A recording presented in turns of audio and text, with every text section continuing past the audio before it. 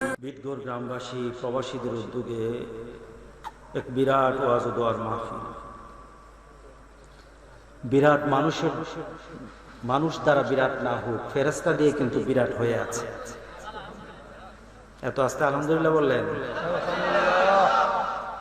আমি আলহামদুলিল্লাহ পড়লে কি হয় বলতে পারবেন? বলেন তো। তামলাউল মিজান, আপনার জান্নাতে যাওয়ার জন্য যে একটা ওজন হবে, প্রত্যেকটি আমল কিন্তু ওজন হবে। আপনার নামাজ ওজন হবে, আপনার যাকাত ওজন হবে, আপনার সাদকা ওজন হবে, আপনার হজ ওজন হবে, আপনার ব্যবহার আচরণ ওজন হবে, আপনার গালি ওজন হবে, আপনার দুশ্মনী ওজন হবে, ওজন দেওয়া হবে। রাসূল পাক সাল্লাল্লাহু আলাইহি সাল্লাম বলেছেন, কেউ যদি একটা বার আলহামদুলিল্লাহ বলে তাহলে তামলাউল মিজান, মিজানের পাল্লাকে ভারী করে দাও। অর্থাৎ ভারী মানে কি? আপনার গুনাহ থেকে আপনার আলহামদুলিল্লাহর ওজন অনেক বেশি হয়ে যাবে। আর সুবহানাল্লাহি ওয়াল হামদুলিল্লাহ মা বাইনাস সামাওয়াতি ওয়াল আরদ, আকাশ এবং জমিনের দূরত্বকে সওয়াব দিয়ে আল্লাহ ভরে দেবে। এত আস্তে সুবহানাল্লাহ বললেন? একটা গলাটা খুলে একটু সুবহানাল্লাহ বলেন তো দেখি। জবান খুলে আলহামদুলিল্লাহ বলে খুশি হয়েছে কে? রাজি আছি? আল্লাহকে রাজি করতে সবসময় রাজি আছেন তো? ফেরেশতা দিয়ে ভরা আছে। রাসূল বলেছেন, যেখানে কোরআন এবং হাদিসের আলোচনা হয় তখন ফেরেশতারা দলে দলে সেখানে বসে যায়, দলে দলে বসে। ফেরেশতারা আমাদের জন্য মাগফিরাত চায়, আপনার জন্য আল্লাহর কাছে বলে মাবুদ তারে মাফ করে দে, আপনার জন্য আল্লাহর কাছে বলে মাবুদ তার মর্যাদা বাড়ায় দাও, আল্লাহ তাকে জান্নাত দাও, তাকে দুজক থেকে বাঁচায় দাও। সুবহানাল্লাহ বলেন না? আমাদের শত্রুকে জোরে বলেন, আমাদের শত্রুকে, শয়তানের শত্রুকে।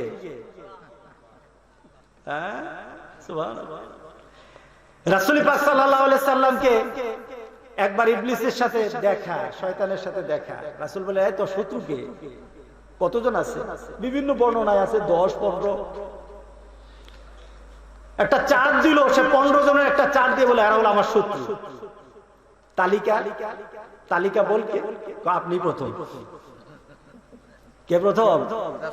রাসূলকে বললেন, আমার সবচেয়ে বড় দুশমন আপনি, কারণ আপনার মর্যাদা, আপনার সম্মান আর আপনার দাওয়াত গোটা পৃথিবীর মধ্যে এমন ভাবে হয়ে যাবে আমার কোনো দাম থাকবে না। আপনার অনুসরণ অনেক হয়ে যাবে, অনুসরণ। আপনার পেছনের কাতার, আপনার পেছনে অনেক লোক হয়ে যাবে, এর জন্য আপনি হলেন আমার বড় দুশমন। এরপরে কারা? তালিকার মধ্যে এরাই আছে যারা আল্লাহর মুমিন, তারা আল্লাহ শয়তানের দুশমন। তারা কার দুশমন? আমরা শয়তানের দুশমন হতে রাজি আছি। কি বলেন, রাজি আছি কিনা বলেন? বন্ধু বানাবো কাকে? ফেরেশতাকে। কাকে বানাবো বলেন? বলেন কাকে বন্ধু বানাবো? কথা বুঝতেছেন কিনা? আমি এত জটিল করে কথা বলবো না, তো আমার কিচ্ছা কাহিনী হবে না, কিছু চিন্তা দেব, থিম দেব। আমার বন্ধু কে হওয়া দরকার? বলেন কে হওয়া দরকার? এখানে যে বসে আছি আমাদের সাথে কে আছে?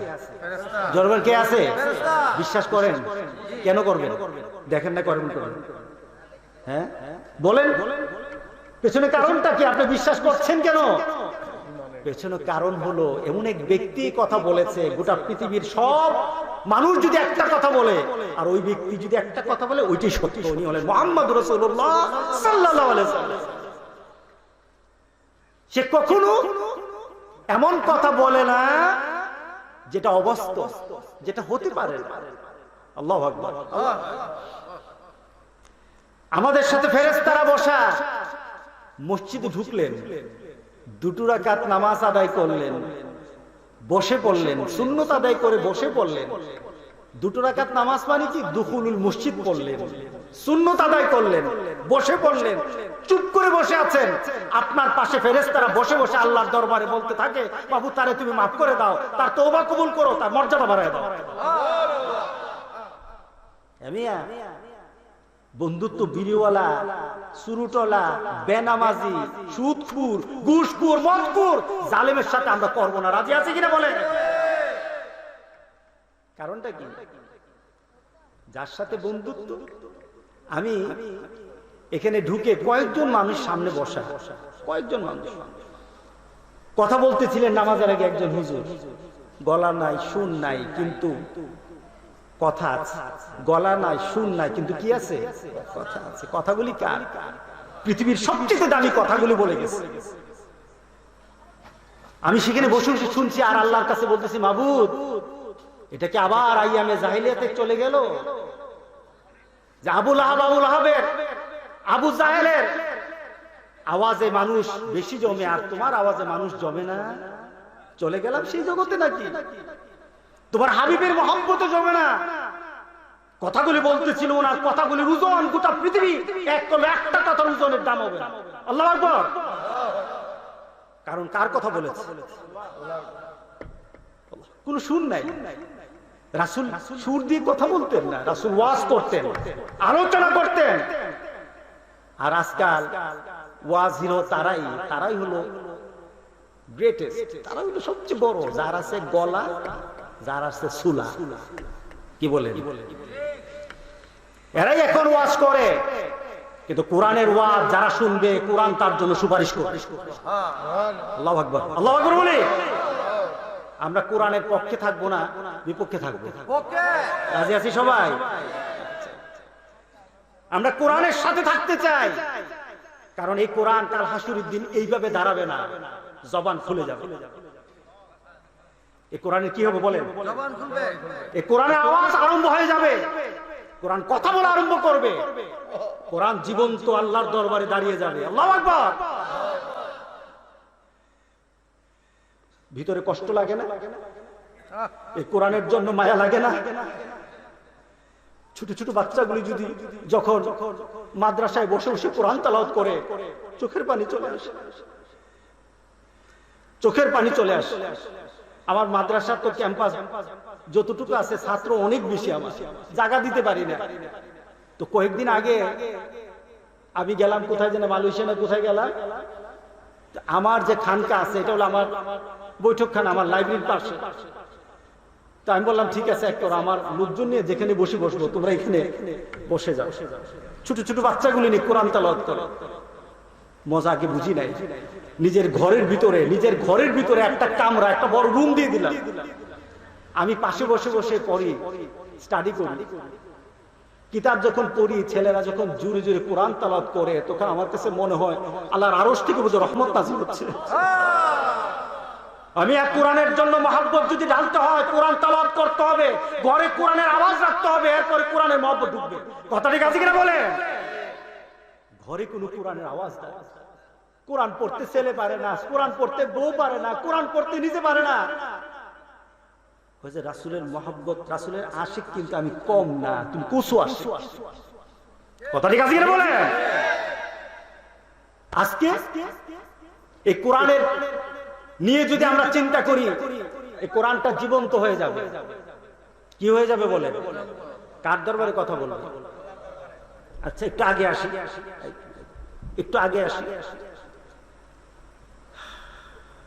আমরা কবরে যাওয়ার পর প্রশ্ন কয়টা হবে? আমি কোরআনের উপর কিছু রাসূলকে একটু মিলাবো, অল্প একটু মিলাবো। যদি আমি ব্যাখ্যায় চলে যাই, অনেক বড় হয়ে যাবে, বেশিক্ষণ কথা বলবো না। কারণ আমার ভাই আমার অত্যন্ত প্রিয়, কিন্তু প্রথম দেখা হয়েছে কিন্তু আপনাদের এখানে। আপনারা যাকে দাওয়া দিয়েছেন, শেখ জামাল উদ্দিন, তাকে আমি 2-3 বছর আগে একবার সাফা মারওয়ার মধ্যে আমি সাই করতেছিলাম, এমন সময় তাকে দেখলাম, কিন্তু আমি আর তাকে ধরতে পারি নাই, স্রোতে হারিয়ে গেছে। কিন্তু আজকে বিলগড়ে এসে আমি তার সাথে একত্রিত হয়ে গেলাম। আলহামদুলিল্লাহ বলে আমার স্মৃতিটা কিন্তু তাকে দেখে সে হজের স্মৃতি চলে আসছে, সাফা মারওয়ার স্মৃতি চলে আসছে। এখানে বসে কিন্তু আমি সাফা মারওয়ার চিন্তা কিন্তু আমি করতে আরম্ভ করলাম তার জন্য। এটা ভালো হলো না খারাপ? ভালো। হজে যারা যান, স্মৃতি কি করেন? বিড়ি টানার, মার্কেটিং, বড় বড় বিল্ডিং এর, এটাই করেন, বড় বড় বিল্ডিং। আর কি খাইতে পারলাম, কি নিতে পারলাম, হ্যাঁ, মুআল্লিম কি খাওয়াইলো, কোন বাসে উঠলেন, কার কাছে এসি আছে, কার বাসে বেশি আছে, খালি এগুলি খুঁজে। কিন্তু সেখানে তো এটা না, সেখানে খুঁজতে হবে জায়গাটা কি, জায়গার মর্যাদা কি, জায়গার সম্মান কি, জায়গার সাথে আমার কি ইতিহাস আছে, জায়গাতে দাঁড়ালে আমার কি হবে। সুবহানাল্লাহ বললেন না? রাসূলের দরবারে যাওয়ার পর সবাই ছবি উঠায়, সেখানে ছবি উঠানোর জায়গা, সেখানে কিসের জায়গা? তুমি যাকে সারা জীবন তোমার স্মৃতির মধ্যে রেখেছো, তোমার কলিজায় তুমি অঙ্কন করেছো আমার রাসূলকে, যে জান্নাতে গিয়ে একসাথে হবো, হাউজে কাউসারের সামনে রাসূলকে চিনে ফেলবো, তুমি ভিতরে ভিতরে চিন্তা করেছো, তুমি তো আজকে সেই রাসূলের দরজায়, রাসূলের ঘরে, রাসূলের বাড়ির সামনে। কথা ঠিক আছে কিনা বলে? অনুভূতি নিয়ে আসতে হবে, অনুভূতি নিয়ে আসতে হবে, জাগ্রত করতে হবে অনুভূতিকে। তুমি মসজিদে যখন যাও, তুমি আলীর মতো হয়ে যাবা, তুমি আলীর মতো হয়ে যাবা, সাহাবায়ে কেরামদের মতো হয়ে যাবা। মসজিদে ঢোকার পর তোমার চিন্তা হবে, আমি মসজিদে এমনি আসি নাই, আল্লাহ ডাক দিয়েছেন, হাজিরা দিতে আসছি। আল্লাহু আকবার। আর মসজিদে আসে কিসের জন্য? হ্যাঁ, এমন ইবাদত, এখন তো কত স্টাইল, কত কিছু, কত আন্দোলন, কত কিছু এখন মসজিদে হয়ে গেছে। অথচ সাহাবায়ে কেরাম মসজিদে ঢোকার পর নিজেকে চিনতেনই না, ভুলে যেত নিজেকে, আমি কে। কারণ আমি যাই হই, আমার কিন্তু এখন আর পরিচয় নাই, আমি গোলামের ঘরের গোলাম। আল্লাহু আকবার। আমি গোলামের ঘরের গোলাম। মসজিদে ঢুকে গেছি, শাহানশাহ আজম, শাহানশাহ, গোটা পৃথিবীর সকল কিছুর যিনি মালিক, তার সামনে চলে আসছি। আমার থেকে ছোট কেউই নাই, এখানে কোনো পীর নাই, এখানে হুজুর নাই, এখানে বড় কেউই নাই, সবাই আল্লাহর গোলাম। কথা ঠিক আছে কিনা বলে? एक ही सफ में खड़े हो गई महमूद आयात, न कोई बंदा रहा न कोई बंदा नवाज। अल्लाहु আকবার। একটা কাতারে দাঁড়িয়ে গেছে কে? মাহমুদ। গোটা ভারতবর্ষকে যে ডমিনেট করেছে, ভারতবর্ষকে যে শাসন করেছে, সে দাঁড়িয়ে গেছে। আর আয়াত তার গোলাম তার পাশে। চিনা যায় না কে মনিব কে গোলাম। আল্লাহু আকবার বললেন না?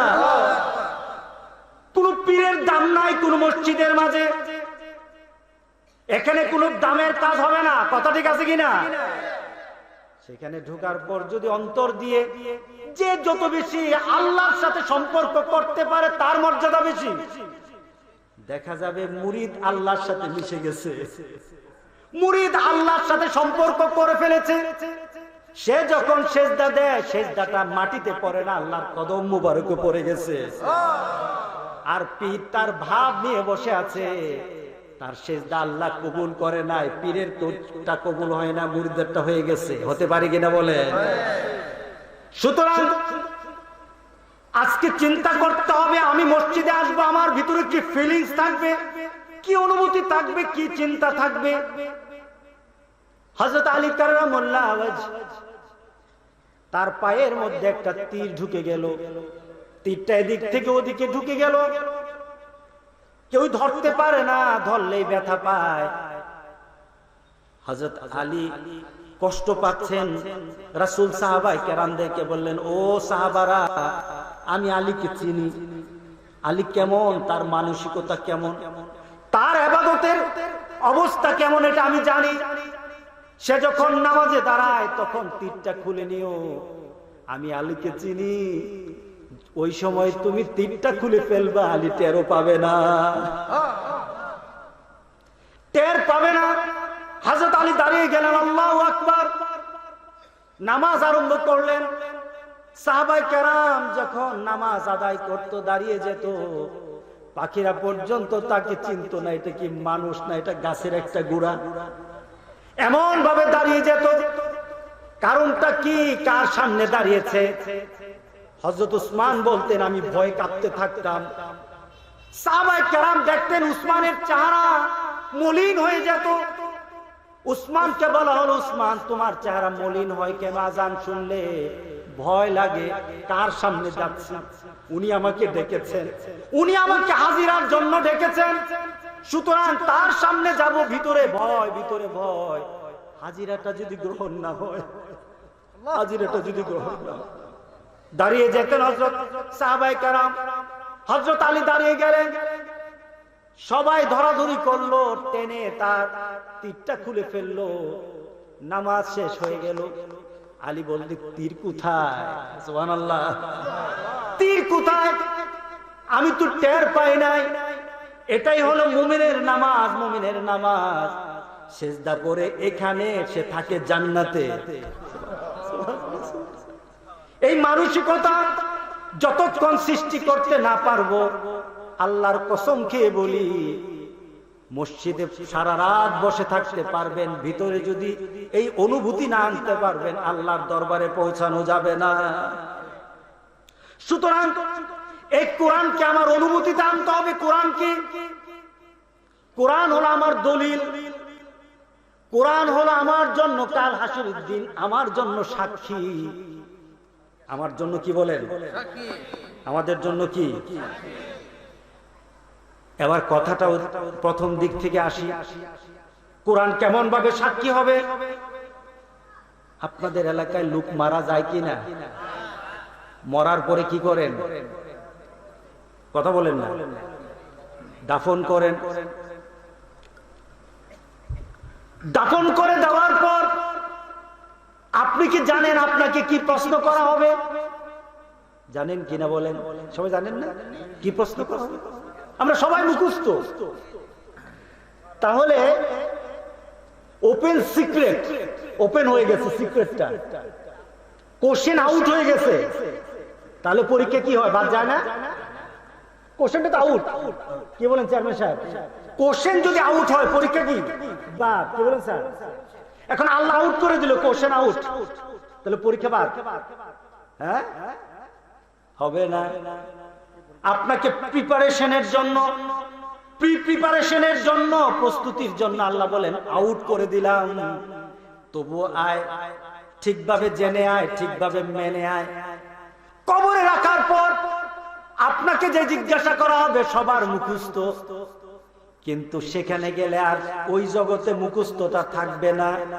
যার আমল আছে তার মুখস্থ কাজ করবে, আর যার আমল নাই সে সবকিছু ভুলে যাবে, সবকিছু ভুলে যাবে। যত বড়, যত কিছু হোক, যত পজিশনে হোক, যত ক্ষমতাধর হোক, যত বড় জানাজা হোক, কাজ হবে না। আমল নাই, বিপদ হয়ে যাবে কবরে। কবরে রাখার পর আমরা জানি 3টা কোশ্চেন, ঠিক না? জি না, সম্পূরক কোশ্চেন হবে।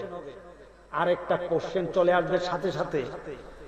আপনাকে বলা হবে 3টা কোশ্চেন কি সবাই জানেন? যখন 3টা কোশ্চেন আপনি উত্তর দিতে পারলেন, তখন আপনাকে বলা হবে কাইফা ইউদরিক, জানলা কোত্থেকে? কোশ্চেন কয়টা? 4টা। হ্যাঁ, এই কোশ্চেনটাই কঠিন। কিভাবে জানলাম? এই কোশ্চেন করার পরে, আচ্ছা বলেন তো, যে আপনাদের বিটগড়ের কবরগুলির মধ্যে এই কোশ্চেন আছে না নাই? আবার মাঝে মাঝে শুনি কি করলে বলে কবরের সওয়াল জবাব হয় না।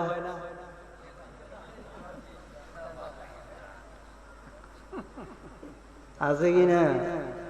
বলা দরকার নাই, আমি এগুলি বলতে আসি না, কিন্তু চিন্তার মধ্যে যদি থেকে আল্লাহর কসম, সেখানে গিয়ে আটকাতে হবে।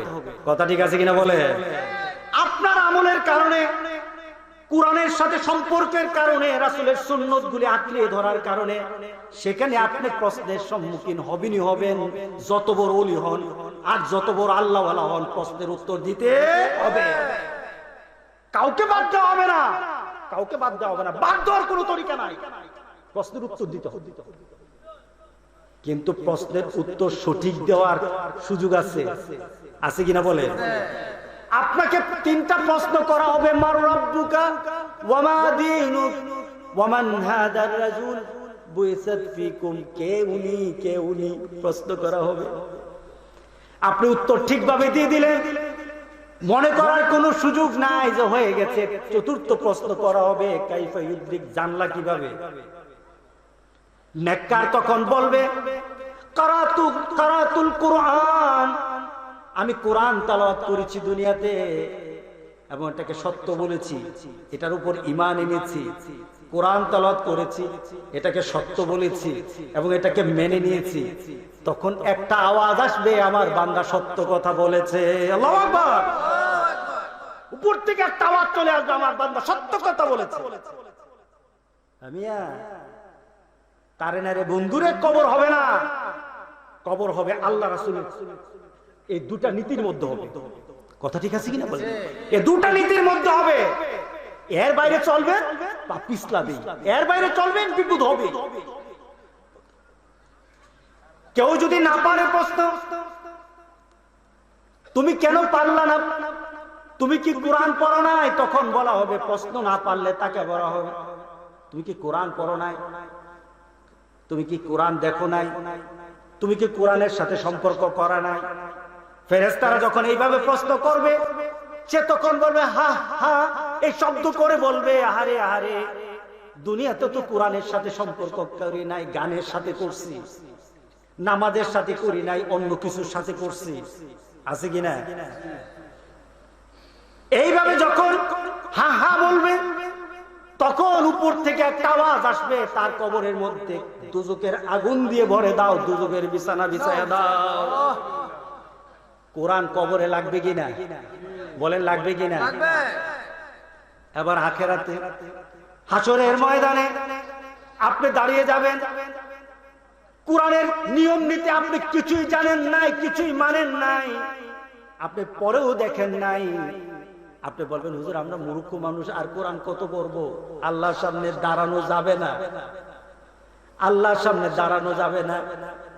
একটা ব্যক্তি রাসূলের দরবারে, বৃদ্ধ লোক রাসূলের দরবারে এসে বললেন, ইয়া রাসূলুল্লাহ, বয়স হয়ে গেছে, দাঁতগুলি পড়ে গেছে, জিহ্বা মোটা হয়ে গেছে, এখন মুখ দিয়ে উচ্চারণ আসে না।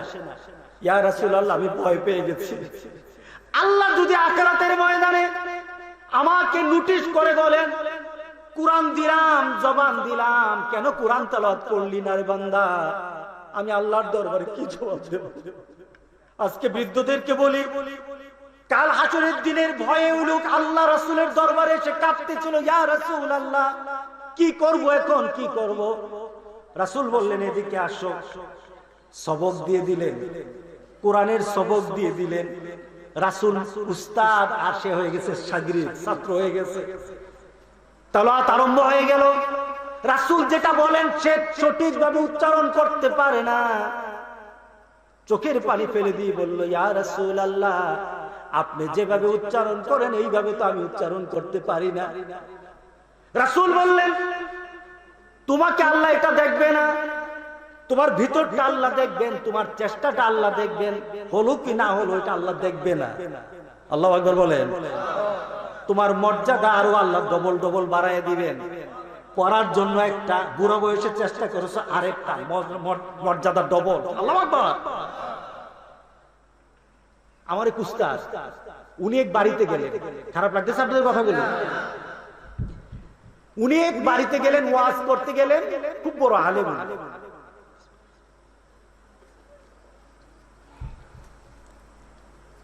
বাড়ির যে বাড়িতে উনি উঠলেন, তাকে বললেন, ভাই কি খবর?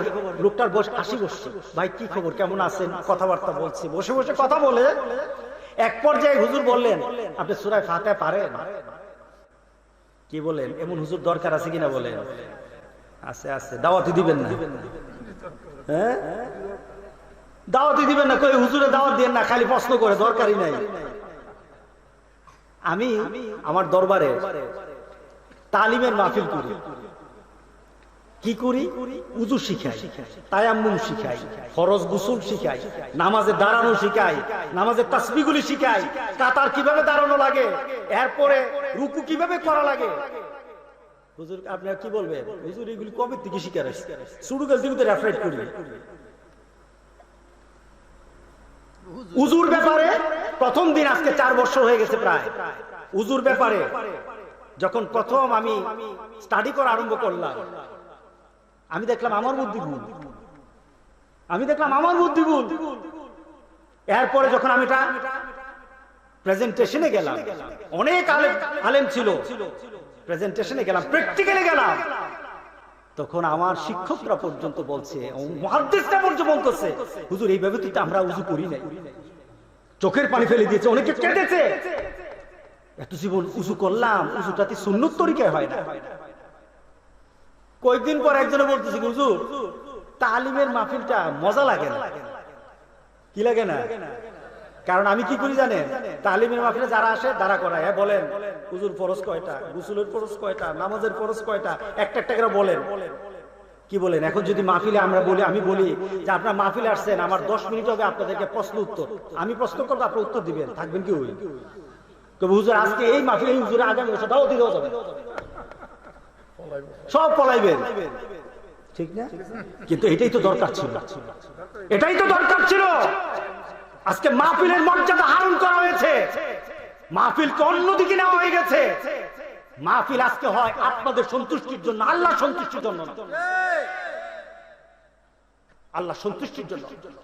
আমাকে বলে হুজুর তালিমের মাহফিলটা মজা পাই না। মজা তো পাবেন না, কারণ এখানে মজা নাই, এখানে তো প্রশ্ন আছে, না পারলে প্রশ্ন আছে, জিজ্ঞাসা করেন এই লোকটা যায় প্রশ্ন করছে, আলিম ভাই যায়। সুতরাং আপনাকে ওই ফর্মে চলে আসতে হবে, এই কোরআন আপনাকে জানতে হবে। সে বৃদ্ধটা বলতেছে, ইয়া রাসূলুল্লাহ পারলাম না, পারি না, জবান দিয়ে আসে না। রাসূল শব্দটা আছে ইয়াতা তাতা, অর্থাৎ থেত্তের করে আওয়াজ হচ্ছে। রাসূল পাক সাল্লাল্লাহু আলাইহি সাল্লাম বললেন, তুমি কেঁদো না, তুমি কষ্ট করো, তুমি মনের মধ্যে কোনো ভয় রেখো না, আল্লাহ সুবহানাহু ওয়া তাআলা তোমার এই কষ্টের কারণে তোমাকে ডবল মর্যাদা দান করবেন। যারা মসজিদে আগে বসেন, আগে চলে আসেন। বয়স্ক মানুষগুলি মসজিদে ঢোকার পর কোরআন নিয়ে চোখের পানি ফেলে দেন। আপনার চোখের পানিতে কোরআন ভিজে যাক, আপনার চোখের পানিতে কোরআন যখন ভিজবে, কোরআন তখন আল্লাহর দরবারে বলবে, মাবুদ এই লোকটা পড়তে পারে না, এর জন্য মনে করছে আমার কাছে চোখের পানি ফেলে, সাক্ষী আছি আমি, আল্লাহু আকবার, চোখের পানি ফেলেছে, সাক্ষী আছি আমি, মসজিদে বসে কাঁদেন, আল্লাহু আকবার, আল্লাহু আকবার। কাল হাসরের দিন সবাই দাঁড়াবে, কোরআনও দাঁড়াবে, নবীও দাঁড়াবে, সব দাঁড়ানো। এবার কোরআন আপনার পক্ষে থাকলে বলবে, বাবু সে আমার পক্ষে ছিল, আমাকে আমল করেছে, আমার উপর ছিল, তার জন্য তোমার কাছে মাগফিরাত চাই। কোরআন যার পক্ষে হবে, আল্লাহ আর কোনো কথাই শুনবে না, সাথে সাথে কবুল করে নেবে। সুবহানাল্লাহ বলে। আর কোরআন যদি আপনার বিপক্ষে দাঁড়ায়, তো মাদ্রাসা তো কোরআনের মজা দেওয়া দরকার আছে কিনা বলে, কোরআন যদি আপনার বিপক্ষে দাঁড়ায়, আল্লাহর দরবারে এই কোরআন নালিশ করবে। আল্লাহর দরবারে কোরআন নালিশ করার পর পৃথিবীতে যার আশায় বসেছিলেন, যার জন্য আপনি চিন্তায় ছিলেন, তাকে মানে না না মানেন, মনে মনে চিন্তা করেছেন, সে পর্যন্ত আপনার বিরুদ্ধে যাবে। তিনি কে? মুহাম্মদ রাসূলুল্লাহ সাল্লাল্লাহু আলাইহি ওয়াসাল্লাম। যদি কোরআনকে আপনি ধারণ না করতে পারেন, রাসূল পর্যন্ত কাল হাসরের দিন আপনার বিরুদ্ধে দাঁড়িয়ে বলবে, ওয়াকালার রাসূল, ওয়াকালার রাসূল ইয়া রাব্বি ইন্না কওমি ইত্তাখাযু হাদাল কুরআন মাহজুরা। আল্লাহু আকবার। আল্লাহ রাসূল দাঁড়িয়ে যাবে, কোরআন কারো বিপক্ষে দাঁড়িয়ে গেল, তখন সে নবীর দিকে তাকাবে, নবী তখন বলবে, তোর সাথে আমি নাই, যার সাথে কোরআন নাই তার সাথে আমি নাই। সাথে সাথে কোরআন দাঁড়িয়ে যাবে। রাসূল বলবেন, আয় আমার রব, ইন্না কওমি ইত্তাখাযু হাযাল কুরআন মাহজুরা। কোরআনটাকে পরিত্যক্ত রেখে দিয়েছে। ঘরে কোরআন ছিল কিন্তু কোরআন খুলে দেখে নাই, ঘরে কোরআন ছিল, পরিবেশে কোরআন ছিল কিন্তু কোরআনটা পরে দেখে নাই, কোরআনের মর্ম দিলে ঢুকায় নাই, কোরআনের ভিতরে কি কথাগুলি ছিল এই কথাগুলি অনুধাবন করে নাই, নামাজে কোরআন তেলাওয়াত শুনেছে কিন্তু চোখ দিয়ে পানি আসে নাই। আমি একবার, যারা হজে যান, কি বলেন আপনি, যখন মক্কা হেরেম শরীফ গুলির মধ্যে নামাজ আদায় হয়, কোরআন তেলাওয়াতের এত ডাইনামিক, এত শ্রুতিমধুর, এত কথার মধ্যে, এত আওয়াজের মধ্যে এত মধু মাখা থাকে, ইমাম তেলাওয়াত করে আর চোখের পানি ঝরে। আমি একবার, আমার পাশে একজন ঢাকার এক হসপিটালের মালিক সুদাইসি নামাজ পড়াচ্ছিল, সুদাইসি নামাজ পড়ায় উনি তেলাওয়াত করতে গিয়ে কেঁদে ফেললেন। আমি একটু দুঃখ করি বাংলাদেশের জন্য, বাংলাদেশের ইমামরা কোরআন তেলাওয়াতের মধ্যে আবেগ আনে না, কোরআন তেলাওয়াত করতে গিয়ে এমন আবেগ সৃষ্টি করে না। কারণ পিছনে কারণ আছে। অনেক ইমাম কোরআন শরীফের, কোরআনের সূরা ফাতিহার অনুভূতি জানে, ঠিক না? অনেক ইমাম আছে সূরা ফাতিহা সই করে পড়তে পারে না, কিন্তু নাম দিছে আশিকের রাসূল, নাই বোধহয় সূরা ফাতিহা সই করে পড়তে পারে না। আমি একজনকে বলছিলাম, আমাকে বলে সে ওনার মধ্যে মারফত আছে। আমি তোর হুজুরে নিয়ে আয়, তোর হুজুরে যদি আমার সামনে সূরা ফাতিহা পড়তে পারে তোর হুজুরের কথা রাখবো, নিয়ে তোর হুজুরে আর আমার সামনে কোনদিন আসে না। কি বলেন, আছে কি না? আছে কি না? আছে কিনা বলেন? এই কোরআন আপনাকে অনুভূতিতে নিয়ে আসতে হবে। যখন নামাজ তেলাওয়াত করবেন তখন আপনার ভিতরে এমন সৃষ্টি হয়ে যেতে পারে যে আমি তো নামাজে নাই, আমি আল্লাহর সাথে কথা বলতেছি। সুবহানাল্লাহ বলেন না? নামাজে গেলে কার সাথে কথা বলা হয়? জোরে বলেন, কার সাথে? আল্লাহর সাথে। আপনি কথা বলেন আল্লাহর সাথে। আপনি যখন এক একটা আয়াত তেলাওয়াত করেন, সাথে সাথে আল্লাহ আয়াতের আপনার সাথে উত্তর দেয়, উত্তর দিয়ে দেন, কথা বলা হয়। আপনার অনুভূতিতে যদি থাকে আমি নামাজে দাঁড়িয়েছি, আমি আল্লাহর সাথে কথা বলছি, আল্লাহর কসম খেয়ে বলি একদিন, দুই দিন, একদিন দেখবেন চোখ দিয়ে কেমন জানে একটু ভিজা ভিজা হয়ে গেছে, চোখ দিয়ে আপনার ভিজা ভিজা চলে আসছে, চোখ দিয়ে পানি চলে আসবে। আল্লাহর কসম খেয়ে বলি ওই নামাজটা আল্লাহর আরশ পর্যন্ত পৌঁছে যাবে। এমন নামাজ দরকার আছে কিনা বলে? রাসূল বলবেন কাল হাসরের দিন, ইন্না কাওমি ইত্তাখাযু হাদাল কুরআনা মাহজুরা। আয় আল্লাহ, কোরআনটা রেখে আসছিলাম কিন্তু কোরআনটা নিয়ে ইচ্ছে গবেষণা করে নাই, চিন্তা করে নাই, প্রচেষ্টা করে নাই, চেষ্টা করে নাই, সাধনা করে নাই। আমি নবী তার সাথে নাই। আচ্ছা বলেন তো দেখি, হাসরের ময়দানে নবী যদি বলে আমি নাই, আর উপায় আছে? আর উপায় আছে? আল্লাহু আকবার। এই কোরআন যার সাথে আছে নবীর সুপারিশও তার সাথে আছে। আল্লাহু আকবার বলেন না? এই কোরআনের সাথে সম্পর্ক বাড়াতে হবে। এই জীবন্ত কোরআনের সাথে যার সম্পর্ক হয়ে যাবে। আচ্ছা আপনাদের এলাকায় মানুষ মারা গেলে কি খতম করে? কেন খতম করে? চিন্তা কি? যে কোরআন পড়ে, কোরআন পড়ে যদি দোয়া করি তাহলে দোয়াটা কি হবে? কবুল হবে। কোরআন পড়ে যদি দোয়া করি দোয়াটা কি হবে? কবুল হবে। তাহলে কোরআনের কাছে তো আসলে মরার পরে কেন? মরার আগে আসলে ভালো না? মরার আগে আসতে হবে কোরআনের কাছে। গোটা পৃথিবীতে এখন আমরা সম্মানহীন, মর্যাদাহীন। আজকে বিটগড় দিয়ে চিন্তা করলে হবে না, কসবা দিয়ে আর নবীনগর দিয়ে চিন্তা করলে হবে না, গোটা পৃথিবী নিয়ে মুসলমান চিন্তা করতে হবে। কথা ঠিক আছে কিনা বলেন? আপনি বিটগড়ে থাকলে আপনাকে চিন্তা করতে হবে আমার গোটা পৃথিবীর মুসলমান আজকে কি অবস্থায় আছে। তাহলে আপনি মুসলমান, তাহলে আপনি আন্তর্জাতিক, তাহলে আপনি শ্রেষ্ঠ হতে পারবেন। বিটগড়ে বসে যদি আপনি বিটগড়ের চিন্তা করেন আপনি কিন্তু মুমিন হতে পারবেন। আজকে গোটা পৃথিবীর দিকে তাকিয়ে থাকেন, গোটা পৃথিবীতে আজকে মুসলমানের কোনো পর্যায়ে নাই। যেখানে পারি সেখানে গেলা, যেখানে পারি এখানেই ধরে। সবাই এখন উঠে পড়ে লেগেছে মুসলমানের বিরুদ্ধে, কিন্তু মুসলমান কিন্তু নিজে বুঝে না, গুতাগুতিতে আছে, ঠিক না? কেউ এসে বলে নামাজ এমনি হবে না এমনি হবে, আছে কিনা? দিল দ্বন্দ্ব লাগায়া, আমার মধ্যে আর আপনার মধ্যে দ্বন্দ্ব লাগায়া। কেউ বললে না আমিন জুড়ে না আমিন আসতে, লাগলো দুইজনে। হজে যান, সব আছে কিনা? আছে কিনা? সব আছে, হাত ছাড়া আছে, হাত ধরা আছে, এখানে আছে, এখানে আছে, এখানে আছে। দ্বন্দ্ব আছে? দ্বন্দ্ব আছে? তোমার শিক্ষা হয় না? তোমার শিক্ষা হয় না?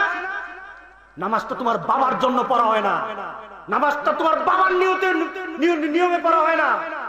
প্রত্যেকটি নিয়ম আমার রাসূলের সুন্নত তরিকা আছে। কথা ঠিক আছে কিনা বলে? প্রত্যেকটি আমার রাসূলের সুন্নত তরিকা আছে। সুতরাং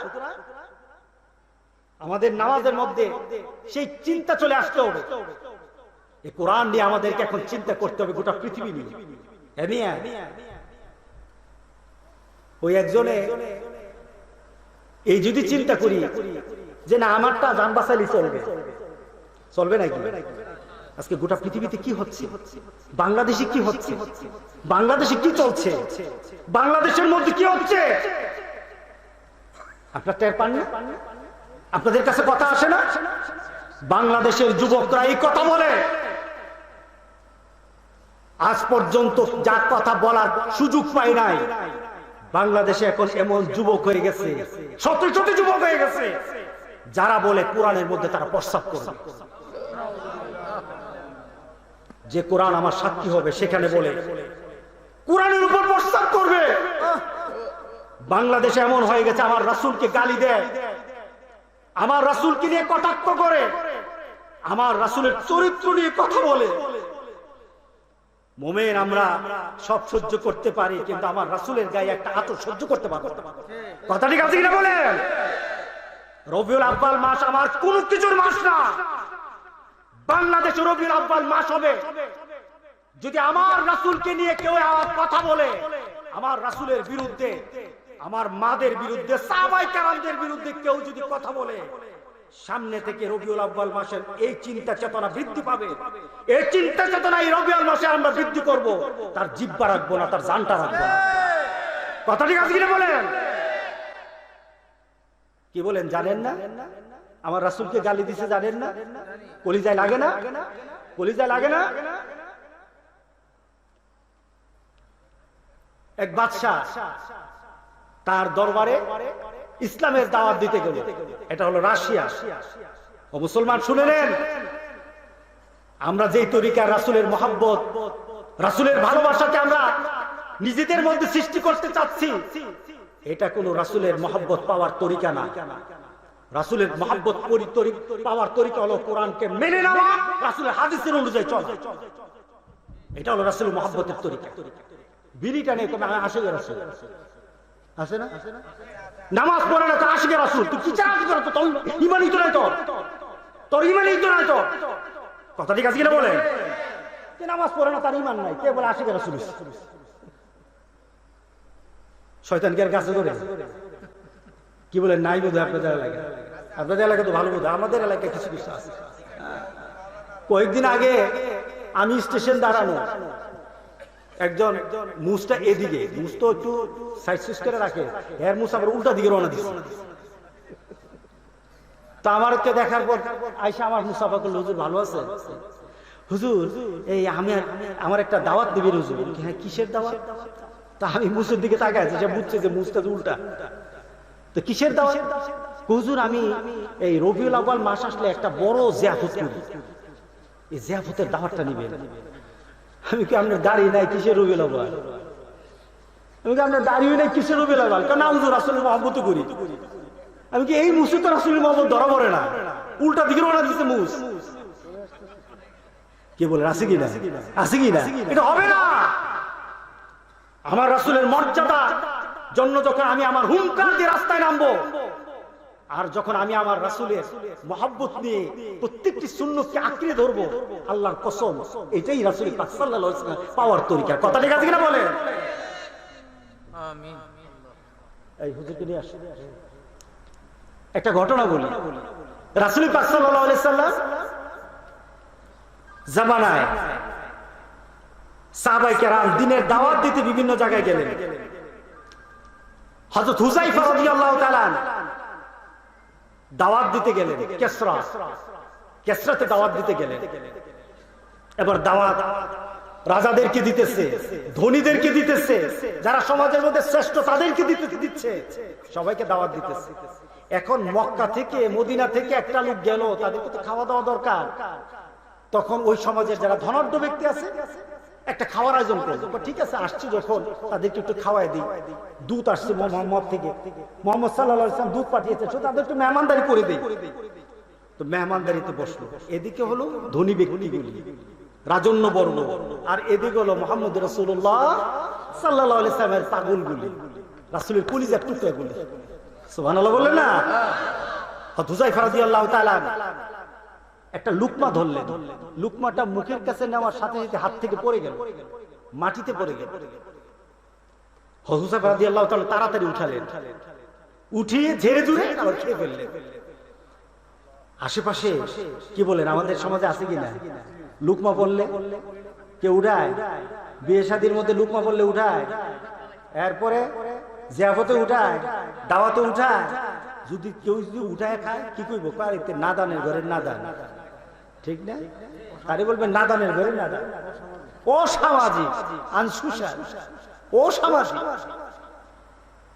কিন্তু এটাই কিন্তু সমাজ, এটাই কিন্তু ইসলাম, এটাই কিন্তু ভালোবাসা, এটাই কিন্তু আখেরাত। কথা ঠিক আছে কিনা বলে? এটাই আখেরাত।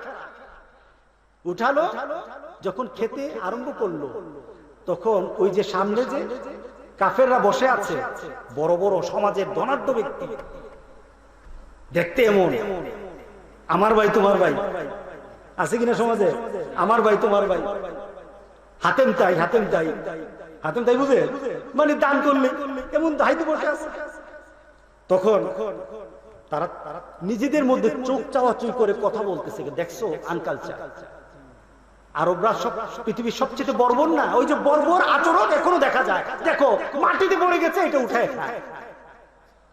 পাশে এক সাহাবী হযরত হুযায়ফা রাদিয়াল্লাহু তাআলাকে ধাক্কা দিয়ে বলেন, উস্তাদ শেখ কি করলেন? পড়ছে তো পড়ছে, থাকে এখানে পড়ে থাকে। আর সুন্নত যদি ধরা লাগে পরে গিয়ে ধরতাম, এখানে ধরলেন কেন? হুযায়ফা রাদিয়াল্লাহু তাআলা একটা ঝাড়া দিলেন, কাফেররা বসে আছে সেখানে, একটা ঝাড়া দিলেন। ঝাড়া দিয়ে কাফেরদের দিকে আঙ্গুল ইশারা করে বলেন, আউতরুকু সুন্নাতা রাসূলিল্লাহ সাল্লাল্লাহু আলাইহি সাল্লাম হাউলাইল হুমাকা। আল্লাহু আকবার। কি মনে করো তুমি হুযায়ফাকে অন্য কিছু মনে করছো?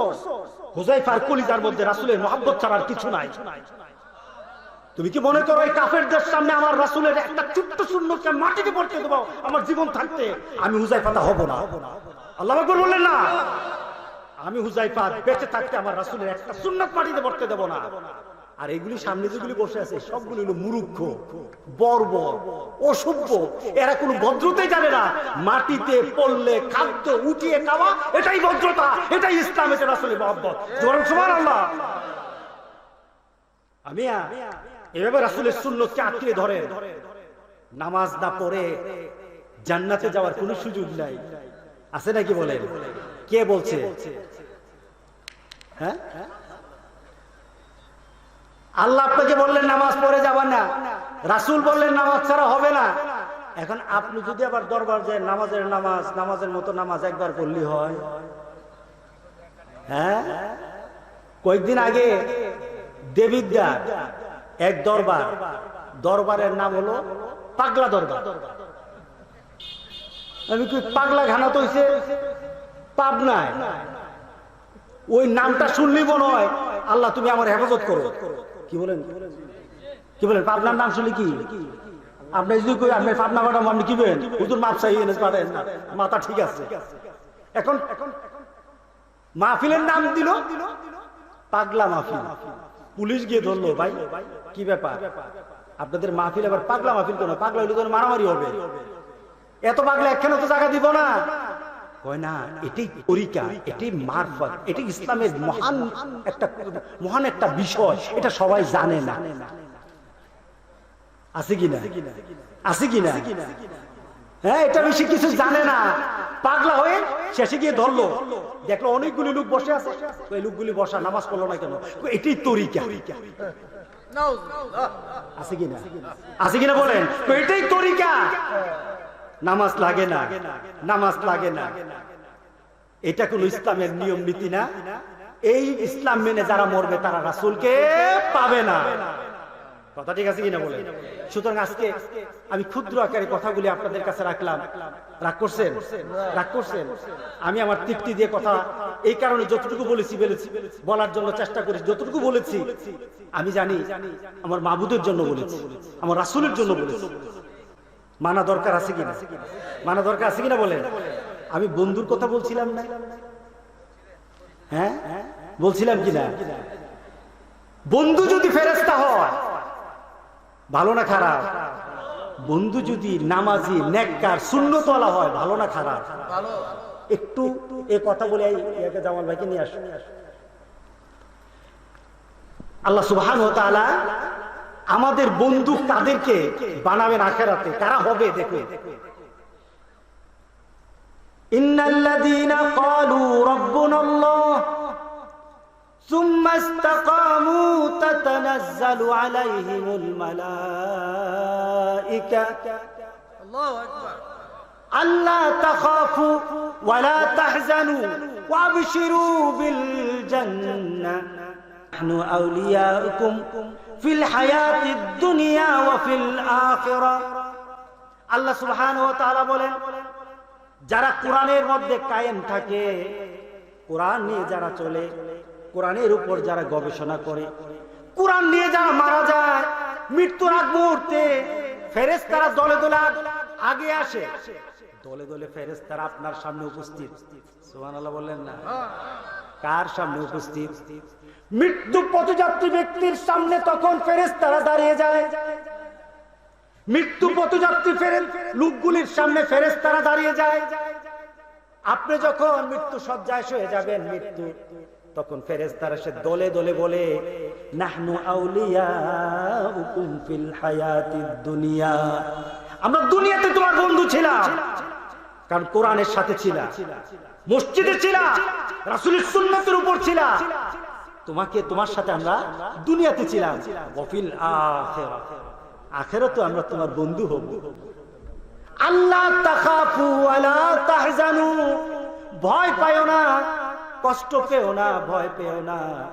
আল্লাহ তাখাফু ওয়া লা তাহজানু ওয়া আবশিরু বিল জান্নাহ, তোমাদেরকে জান্নাতের সংবাদ দিতেছি, ভয় পায়ো না। সুবহানাল্লাহ বলেন না? জান্নাতে যাইতে মন চায় কিনা? সবার মন চায়। জান্নাত ভিক্ষা চাইতে হবে প্রতিদিন আল্লাহর কাছে। কার কাছে ভিক্ষা চাইবেন? বলেন, কার কাছে ভিক্ষা চাইবেন? নাকি বিড়ি ভিক্ষা চাইবেন? হ্যাঁ, সুদ খাইবেন? আলহামদুলিল্লাহ, আলহামদুলিল্লাহ, আলহামদুলিল্লাহ। তাকে চিনিও না, বাপ জানি না, মা জানি না, পরিবার জানি না, আপনি যদি বলি তার এলাকাও জানি না, কিন্তু কোরআনের কারণে সবচেয়ে প্রিয়, সেও চুমা দেয়, আমি কলিজা লাগে। আর কিছু তো সম্পর্ক নাই, তার সাথে অন্য কোনো সম্পর্ক নাই। আমার মাবুদের জন্য সম্পর্ক, আমার রাসূলের জন্য সম্পর্ক। মোমেন, তোমার বাপ থেকে যখন মুমিনের মর্যাদা তোমার কাছে বেশি হয়ে যাবে, আল্লাহর কসম তোমার ওই বন্ধু কাল হাসর দিন তোমার সুপারিশকারী হয়ে যাবে। কোনো সম্পর্ক নাই, আমার কোনো সম্পর্ক নাই। কিন্তু গোটা পৃথিবীর মোমেনরা যখন কষ্টতে পড়ে যায়, কাশ্মীরের ভাইয়ের যখন, কাশ্মীরের ভাই বোনদেরকে যখন গুলি করে মারা হয়, তখন আমি আড়াই বেড়িতে বসে বসে কাঁদি, মাবুদ তুমি আমার ভাইদেরকে বাঁচাও। গোটা পৃথিবীর মুসলমানরা যখন, বারবার মুসলমানরা যখন অত্যাচারিত হয়, কলিজায় আঘাত লাগে। কারণ আমার রাসূল বলেছেন, যতক্ষণ পর্যন্ত তোমার কলিজায় তোমার অপর প্রান্তের ভাইয়ের জন্য ভালোবাসা সৃষ্টি না হবে, আল্লাহর কসম তুমি মুমিন না, মুমিন না, তুমি মুমিন না। তোমাকে এই কথা শিক্ষা দেওয়া হয় না সমাজে। আজকে আমরা বন্ধু বেছে নেব, রাজি আছি তো সবাই? আমরা বন্ধু বাঁধতে রাজি আছি, নামাজির সাথে চলবো। কে কে রাজি? নারায়ে তাকবীর, নারায়ে তাকবীর, আল্লাহু আকবার। আল কোরআনের আলো, আল হাদিসের আলো। আলহামদুলিল্লাহ। নামাজের সাথে চলে দেখেন, ছোট্ট একটা আখিরাতের অবস্থা বর্ণনা করে শেষ করি। এক ব্যক্তি দুজকে আরেক ব্যক্তি জান্নাতে। তারা পরিচিত ছিল দুনিয়ায়, তারা পরিচিত ছিল। একজন আমলদার ছিল, আরেকজনের আমল কম ছিল, এই কারণে দুজকে চলে গেছে। আর যে জান্নাতে গেল, সে জান্নাতে গিয়ে আল্লাহ ফেরেশতা দিকে, এই আমার বন্ধু কোথায় রে? কোন বন্ধু? আমার এই বন্ধু। সে তো নাই, সে তো দুজকে আছে। দুজকে আছে মানে আমার বন্ধু দুনিয়া তো তার সাথে চলছি, তো তার আমলের ঘাটতি হয়েছে। তার কি আমলের ঘাটতি হয়েছে? হ্যাঁ হ্যাঁ, আমলের ঘাটতি হওয়ার কারণে সে দুজকে চলে গেছে। না না, আমার বন্ধুকে আমি দুজকে রাখতে পারবো না, আমি বন্ধু ছাড়া চলতে পারবো না। সুবহানাল্লাহ বললেন না? আমি এই কোরআনের খাদেমগুলিকে যদি ভালোবেসে, কোরআনের যে খেদমত করে মাদ্রাসায়, কোরআনের খেদমত করে মসজিদে, দ্বীনের খেদমত যারা করে, তাদের সাথে যদি হাতটা মিলাও, ফেরেশতারা তোমার জন্য রহমতের দরজা খুলে দেয়, রহমতের দরজা খুলে দেয়। কারণ আমার বন্ধু ছাড়া থাকতে পারবো না। আল্লাহর কাছে কথা যায়, আল্লাহ তোমার এক বান্দা তো জান্নাতের মধ্যে খুব চিল্লাপাল্লা করতেছে, কেন? কার বন্ধু চায়। কারে বন্ধু তো দুজো কেড়ে দেবো কিভাবে? না না, সে ছাড়া সে বন্ধু ছাড়া থাকবে না। আর জান্নাতের ব্যাপার, মা তাশতাহি আনফুসুকুম, জান্নাতে ঢোকার পর জান্নাতীরা যা চাইবে আল্লাহর কাছে সব ফ্রি, সব কবুল, সব কবুল। সে বলবে না বাবু আমি থাকতে পারবো না আমার বন্ধু ছাড়া, এবার তাকে দুজক থেকে উঠানো। আল্লাহু আকবার বললেন না? দুজক থেকে উঠানো। এই আমার দুজক থেকে উঠালো কে রে? কি আমার দুজক থেকে উঠালো? নবী কি সুপারিশ করছে? না না, নবী সুপারিশ করে না। কে সুপারিশ করছে? কোন ওলি, কোন দিনদার ব্যক্তি, কোন সিদ্দিকিন সালিহিন? না না, কেউ করে নাই। আমার মা বাবা না, তোমার পরিবারের কেউ, আত্মীয়স্বজন না, কেউ করে নাই। কে করলো? ওই যে তোমার একটা বন্ধু ছিল, তার মধ্যে মহব্বত ছিল আল্লাহ রাসূলের, কোরআন এবং হাদিসের প্রতি, সুন্নতের প্রতি তার টান ছিল। সে জান্নাতে গিয়ে তোমাকে আল্লাহর কাছে বায়না নিয়ে তোমাকে আসছে, বায়না ধরে তোমাকে নিয়ে আসছে। তোমার এই বন্ধুর কারণে আজকে তুমি জান্নাতি হয়ে গেছে। সুবহানাল্লাহ বলে। এবার কাকে বন্ধু বানাবেন এটা আপনার। আপনার বন্ধু ভালো, আখিরাত ভালো। আপনার বন্ধু খারাপ, বিপদের কারণ, বিপদে দেখাই যাবে কবরে যাওয়ার পরে। আমি কথার ধারাবাহিকতা এই কারণে রাখলাম, নামাজের আগে যে কথা বলে গেছে, আমি চিন্তা করেছি তার কথাকে আমি একটু স্থানে দান নিয়ে যাব। আমি এতটুকু কথা বললাম। আল্লাহ যেন আমাদের সবাইকে আল্লাহ এবং রাসূলের ভালোবাসা, দ্বীনের প্রতি যারা কায়েম থেকে তার ভালোবাসা, এবং যেই কাজ করলে আল্লাহ এবং আল্লাহ রাসূল খুশি হন, ওই আমলের প্রতি ভালোবাসা যেন আল্লাহ সৃষ্টি করে দেন। সবাই বলুন আল্লাহুম্মা আমিন। দোয়া চাই, দোয়া করি, আমার জন্য দোয়া করবেন। আল্লাহুম্মা আমিন। ربنا ظلمنا أنفسنا وإن لم تغفر لنا وترحمنا لنكونن من الخاسرين ربنا فاغفر لنا ذنوبنا وكفر عنا سيئاتنا وتوفنا مع الأبرار رب العالمين একটা সুন্দর পরিবেশ, পাশেই তোমার ঘর, কোরআনের ঘর একটা পাশে আছে। দিন রাত কিছু কিছু তোমার বান্দা, ছোট ছোট বাচ্চাগুলি সারাক্ষণ ঘুমেও তারা কোরআন তেলাওয়াত করে, সারাক্ষণ তোমার কালাম, তোমার কোরআন তারা তেলাওয়াত করতে থাকে। এই স্থানটাকে একটা জান্নাতি পরিবেশ হয়ে যায়। তোমার কোরআনের আওয়াজ দিয়ে এই এলাকা মুনাব্বার হয়ে যায়, আলোকিত হয়ে যায়। মুসল্লিদের পদভারে জায়গাটা মর্যাদাবান হয়ে যায়। তোমাকে এই জায়গায় সেজদা দিয়ে মুসলমানরা তৃপ্ত হয়। আমরা আজকে এখানে বসেছি, তোমার কিছু কথা শুনবো, তোমার হাবিবের কিছু কথা শুনবো।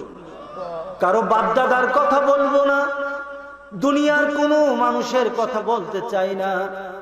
মাবুদ, তোমার কথা বলেই তো শেষ করা যাবে না, তোমার হাবিবের কথা বলেই তো শেষ করা যাবে না। রব্বুল আলামিন মেহেরবানি করে এই মাহফিলকে তুমি কবুল করে নাও। একটা কোরআনের মাহফিল, তোমার নবীর হাদিসের মাহফিল হিসেবে তুমি তাকে গ্রহণ করে নাও।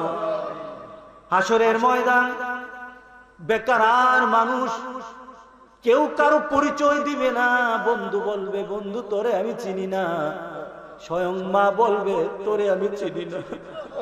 বাবা হারিয়ে ফেলবে সন্তানকে, নবী পর্যন্ত বলবে ইয়া নাফসি। সবাই যেদিন হারিয়ে যাবে, নিজেকে নিয়ে যখন ব্যস্ত হয়ে যাবে, মাবুদ একটা ব্যক্তি শুধু বলবে ইয়া হাবলি উম্মতি। গোটা হাসরে এক আওয়াজ, শুধু একজনের মুখ হবে আরেকটা আওয়াজ।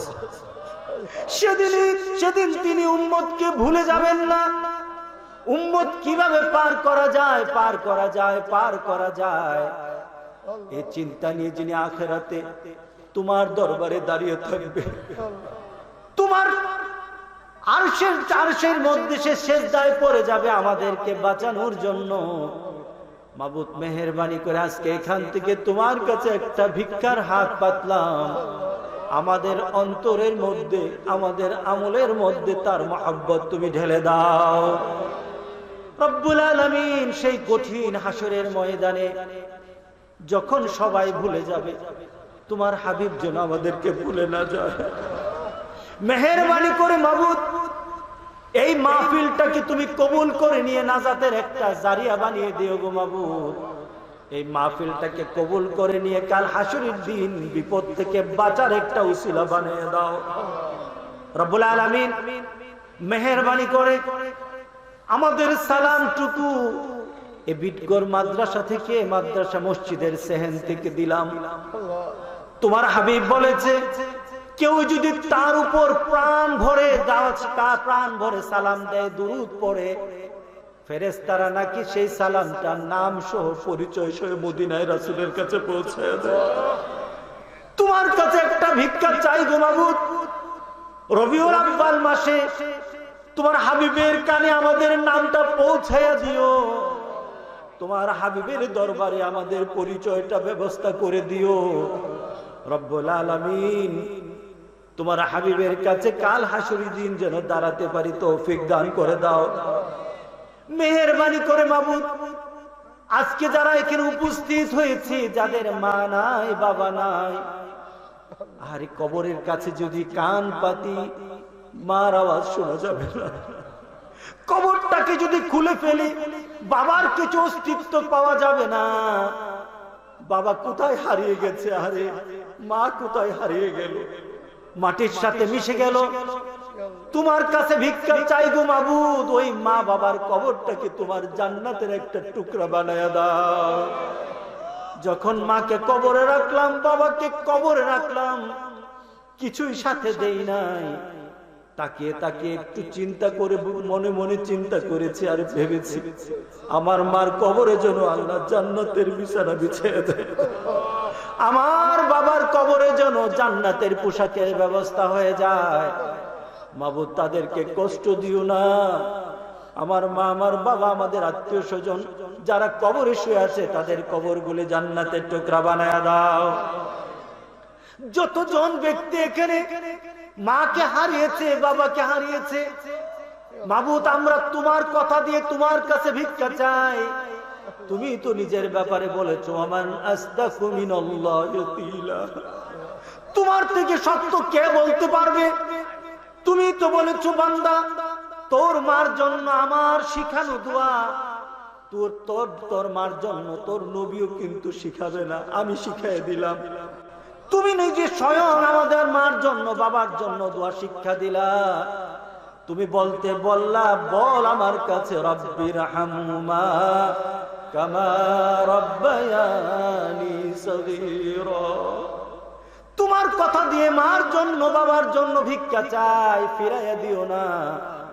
যেমন ভাবে মা আদর করেছে, বাবা আদর করেছে, জান্নাতের পরিবেশ দিয়ে তুমি কবরটাকে সুন্দর বানায়া দাও রব্বুল আলামিন। যাদের মা বাবা জীবিত আছে নেক হায়াত দান করে দাও, যেন বুঝি মা আমার জান্নাত, বাবা আমার জান্নাত, মার পায়ের নিচে আমার জান্নাত রয়ে গেছে।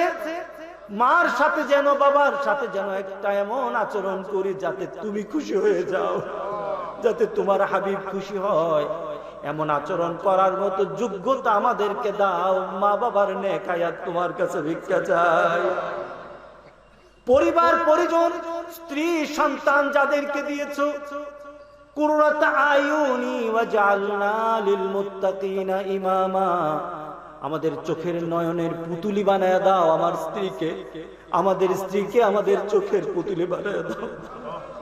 স্ত্রীকে স্ত্রীর চোখের পুতুলি স্বামীকে বানায়া দাও, সন্তানগুলি কলিজা ঠান্ডা হয় এমন সন্তান বানায়া দাও। আমি মসজিদে রওনা দেব, আমার আগেই যেন মসজিদে আমার সন্তান পৌঁছে যায়। আমি নামাজ পড়ব, আমার নামাজের আগে যখন আমার সন্তান নামাজ পড়ার জন্য দাঁড়িয়ে যাবে, এমন সন্তান চোখে দেখার মতো যোগ্য সন্তান বানায়া দাও রব্বুল আলামিন। মেহেরবানি করে আজকে যারা আমরা হাত পেতেছি, এমন ওষুধ নিয়ে এখানে হাত পেতেছি, ডাক্তার বলে কিছু করা যাবে না, ডাক্তারের তো কিছু করার ক্ষমতা নাই, তুমি শুধু একমাত্র পারো মৃতকে জীবিত করতে, মরাকে জীবিত করতে, জীবিতকে মারতে। তোমার কাছে ভিক্ষা চাই গো মাবুদ, এমন অসুস্থ বানায়ও না যে অসুস্থতার জন্য তোমার হাবিব তোমার কাছে ভিক্ষা চেয়েছে। তোমার কাছে বলেছে এমন রোগ দিও না, কষ্ট দিও না যেটা আমার জন্য কষ্ট, আমার পরিবারের কষ্ট, এমন রোগ আমাদেরকে দিও না গো রব্বুল আলামিন। তোমাকে সিজদা দিতে দিতে, তোমার হাবিবের সুন্নত তরিকায় চলতে চলতে যেন শেষ নিঃশ্বাসটা ফেলে দিতে পারি, এমন একটা হায়াত তোমার কাছে ভিক্ষা চাই গো মাবুদ রব্বুল আলামিন। দুনিয়াতে মানুষের দুশ্মনী, শয়তানের খারাপি যাদের পিছনে পিছনে আছে গো মাবুদ, তুমি আমাদেরকে পানা দাও, তুমি আমাদেরকে আশ্রয় দাও। মানুষের দুশ্মনী থেকে, শয়তানের খারাপি থেকে তোমার কাছে আশ্রয় চাই। আউযু বিল্লাহি মিনাশ শাইতানির রাজীম, আউযু বিল্লাহি মিনাশ শাইতানির রাজীম। কুল আউযু বিরাব্বিন নাস, মালিকিন নাস, ইলাহিন নাস, মিন শাররিল ওয়াসওয়াসিল খান্নাস, আল্লাযী ইউওয়াসবিসু ফী সুদুরিন নাস মিনাল জিন্নাতি ওয়ান নাস। রব্বুল আলামিন এই মাহফিল যারা করেছেন, টাকা দিয়েছেন, পয়সা দিয়েছেন, পরামর্শ দিয়েছেন, ভালোবেসেছেন, তোমার কাছে ভিক্ষা চাই হাসরের ময়দানে আমাদের সবাইকে এই কোরআনের মাহফিলের ছায়া দিয়ে আরশের ছায়ার নিচে একটু জায়গা করে দিও। এই প্রতিষ্ঠান গড়ে যারা কবরে শুয়ে আছে, প্রতিষ্ঠাতা কবরে শুয়ে আছে, তার সন্তান আমাদের সাথে। এই মাহফিলটাকে শুধু নয়, এই প্রতিষ্ঠানটাকে যারা বিভিন্ন ভাবে শ্রম দিয়ে এই পর্যায়ে এনেছে, অনেকে এখানে আছে, সবাইকে তুমি চিনো, আমি চিনি না গো মাবুদ। মেহেরবানি করে মাবুদ, তাদের এই কষ্টটুকুন, তাদের শ্রমটুকুন, তাদের টাকা, এখানে যারা বসেছে সবার এখানে বসা, সবকিছু কবুল করে নিয়ে তোমার নেককার বান্দা হিসেবে আমাদের সবাইকে কবুল করে নাও।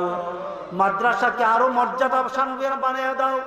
শিক্ষক, এখানে ছাত্র শিক্ষক যারা আছে তাদেরকে তুমি মর্যাদা দাও, যোগ্য বানায় দাও কোরআনের জন্য, যোগ্য বানায় দাও তোমার হাবিবের জন্য, যোগ্য বানিয়ে দাও সমাজের জন্য। মেহেরবানি করে মাবুদ, এক একটা আলু ভর্তি এই সমাজের জন্য তাদেরকে বানায় দাও। রব্বানা তাকাব্বাল মিন্না ইন্নাকা আনতাস সামিউল আলিম ওয়া তুব আলাইনা ইন্নাকা আনতাত তাওয়াবুর রহিম।